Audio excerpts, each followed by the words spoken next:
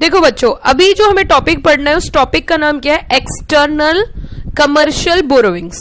Now what do mean by external commercial borrowings, और shortcut नाम इसका है ECBs। तो ये क्या होती है, इसके बारे में थोड़ा सा डिस्कशन करते हैं स्टेप बाय स्टेप। सबसे पहली बात तो इसमें वर्ड यूज हुआ है। देखिए, जो मेन हेडिंग होती है उसी से मीनिंग की क्लैरिटी निकालनी चाहिए। अगर उससे हमारी क्लैरिटी होती है तो हमें पढ़ने में बहुत आसानी हो जाती है। तो देखते हैं, the first word is used external.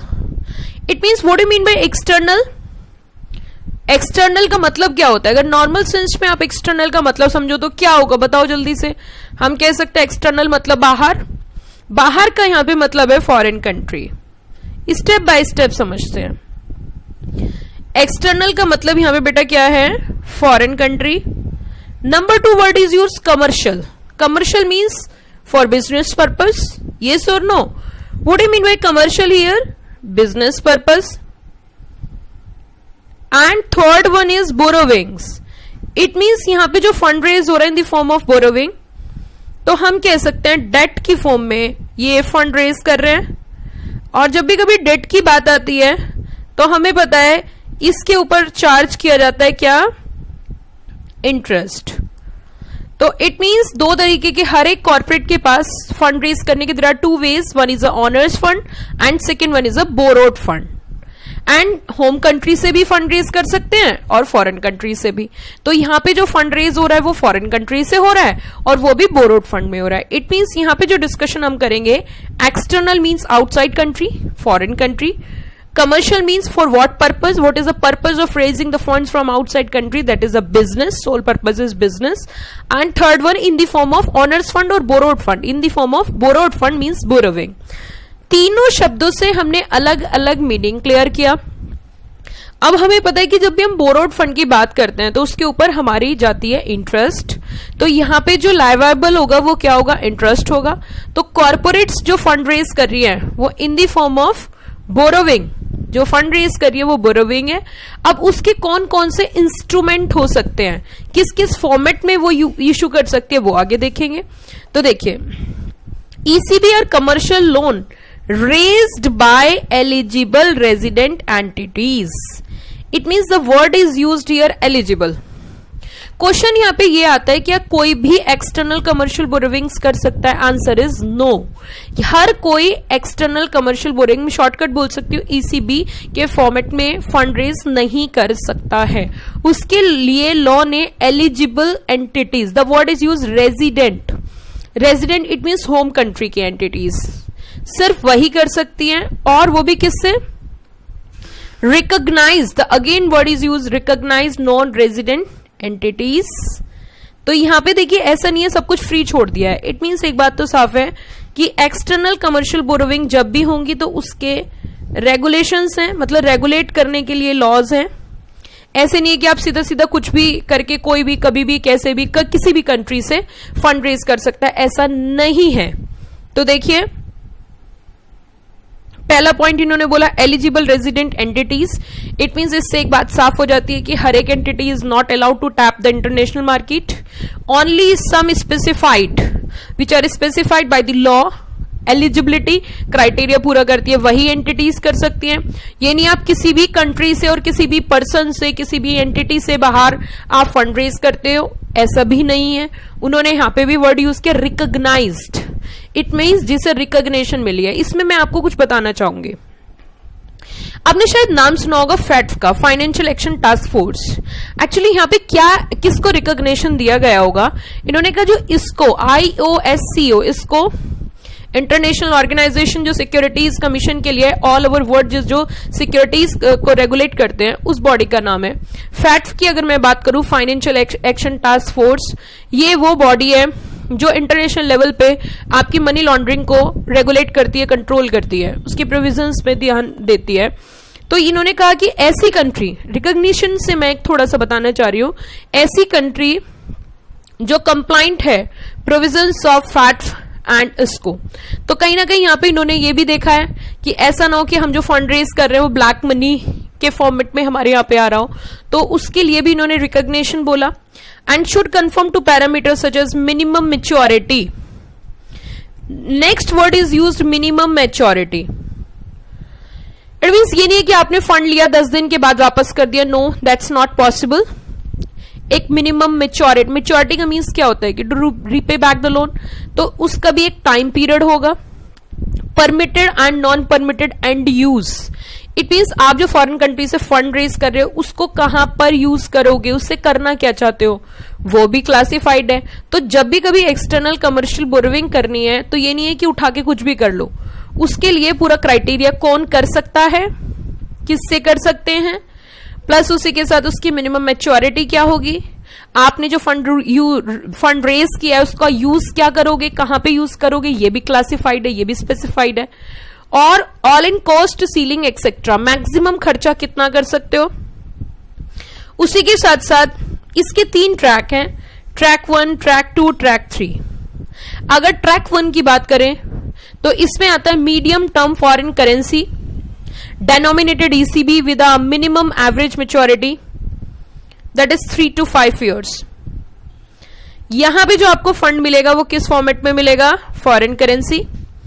Second one track 2 की बात करें, long term foreign currency and average maturity is 10 years। And third one, first और सेकेंड दोनों फॉरेन करेंसी में फंड रेज हो रहा है, बट थर्ड वन में इंडियन रुपीज में फंड रेज हो रहा है and the minimum average maturity of 3 to 5 years।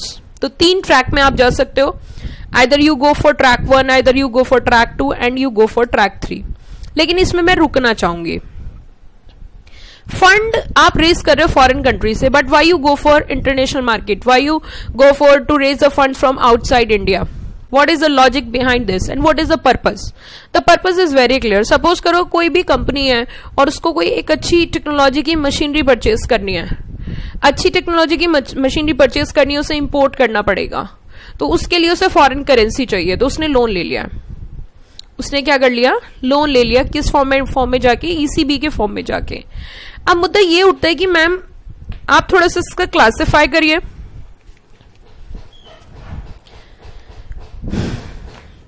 थोड़ा सा इसके बारे में मैं बताती हूं। ये तो मैंने आपको ब्रीफ एक ओवरव्यू टाइप दिया, अब समझिए, देखिए ध्यान से। एक्सटर्नल कमर्शियल बोरोविंग, एक्सटर्नल, एक एक चीज मैंने अपने नोट्स में मेंशन कर रखी है, बट थोड़ा सा क्रक्स फॉर्मेट में देखते हैं। External commercial borrowings, external commercial borrowings, यहां पे ये है क्या, this is a facility, actually this is a facility. किसके लिए फैसिलिटी है, eligible resident entities, eligible resident entities for what purpose, eligible resident entities raising funds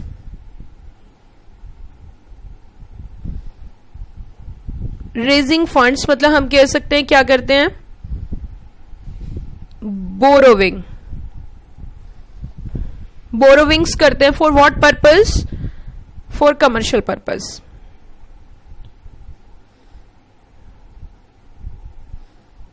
for what purpose, for commercial purpose. Question number 1, अब step by step answer देना। Question number 1, यहां पे fund कहां से raise किया जाता है, क्वेश्चन नंबर 1, यहां पे फंड कहां से रेज किया जाता है, आंसर इज फॉरेन कंट्री। बताइए यहां पे जो बोरोवर होगा, यहां पर जो बोरोवर होगा वो इंडियन होगा या फॉरेनर होगा, जल्दी बताइए, इंडियन रेजिडेंट, ओके। यहां पे जो उधार ले रहा है वो कौन है, Indian resident entities, number 2। Number 2, lender कौन होगा, क्या इंडियन होगा या फॉरेनर होगा, foreigner. Recognised, foreigner recognised entities, ये कीवर्ड्स बता रही हूं मैं आपको। What is the purpose of borrowing, what is the purpose of borrowing, क्या पर्सनल पर्पस के लिए हो सकता है, answer is no, only for what, commercial purpose. अच्छा, किस फॉर्मेट में होगा? इंस्ट्रूमेंट क्या हो सकते हैं, किस किस फॉर्मेट में हो सकता है, क्या क्या हो सकता है? हम कह सकते हैं लॉन्ग टर्म लोन हो सकता है, सिंपली आपने बैंक से लॉन्ग टर्म क्या ले लिया, लोन ले लिया। और क्या हो सकता है? डिबेंचर्स हो सकते हैं, नॉन कन्वर्टेबल,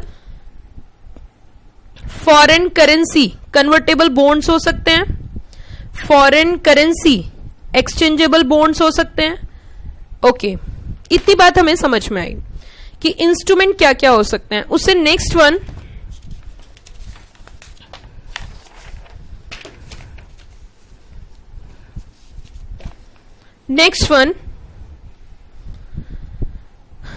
क्या इसमें एंड यूज प्रेस्क्राइब्ड है?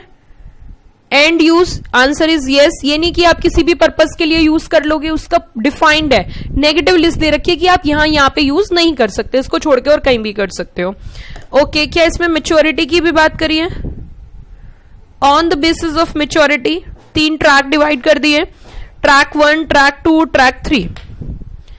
तो हम कह सकते हैं एक हमारा ट्रैक 1, एक हमारा ट्रैक 2 और एक हमारा है ट्रैक 3। अगर हमें इंडियन करेंसी में फंड चाहिए तो हमें किस में जाना होगा?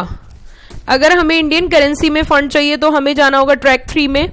अगर हमें फॉरेन करेंसी में फंड चाहिए और कम टाइम के लिए ट्रैक 1, लॉन्ग टर्म के लिए गो फॉर ट्रैक 2। उसी के साथ साथ ये हमने डिस्कशन किया किसका? External commercial borrowing. It means we can say that external commercial borrowing instrument used in India to facilitate Indian companies to raise fund from outside India। ये मैंने आपको पूरा बताया क्या होता है एक्सटर्नल कमर्शियल बोरोविंग्स। चलिए अगले टॉपिक की ओर बढ़ते हैं।